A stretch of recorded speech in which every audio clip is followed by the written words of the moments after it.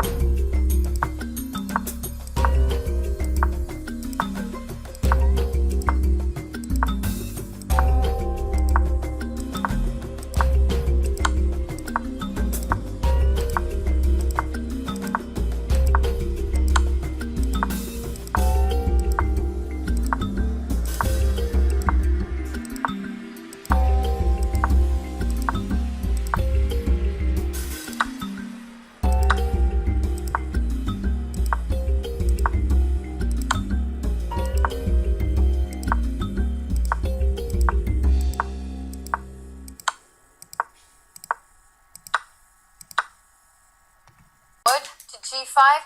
If Sindarov's resigned himself to a draw, he's going to grab the f6 pawn and just call it a day.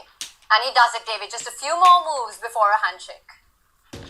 That's right. It's very rare at the top level for players to test the opponent with rook versus bishop until the bitter end, especially if the king isn't cornered.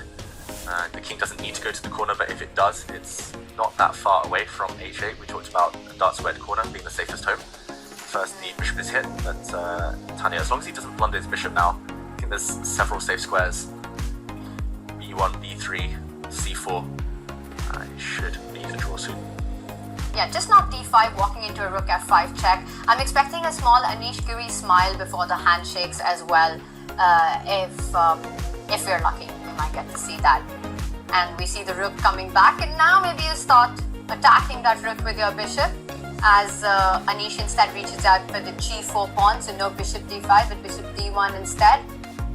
And I wonder if this is the moment we will have that eye contact, or will Sindarov continue to test Giri? He's going to test him a little longer. He's going to be able to force the black king to the edge of the board if Giri takes this pawn. I'm not sure he will. Okay, he does go for it. He is a pawn grabber. He likes to pocket pawns, fiddle with pawns, you name it. But Tanya, now he will be forced to the edge of the board with the black king. There we go. Only move. King h5, he finds it. And that's it. Just as we see it, he gives it up, and there we've got the two kings on the board. Anish Giri halts the surge and stops Sindarov from slamming the door shut at the halfway mark, holds him to a draw, and the candidates, David, they continue to breathe. Sindarov remains still in front, but not out of sight for the others. And you know what that means, Tanya? 6 out of 7 for Sindarov. A lot of people will be very happy about that score. It was almost written in the stars, but he does look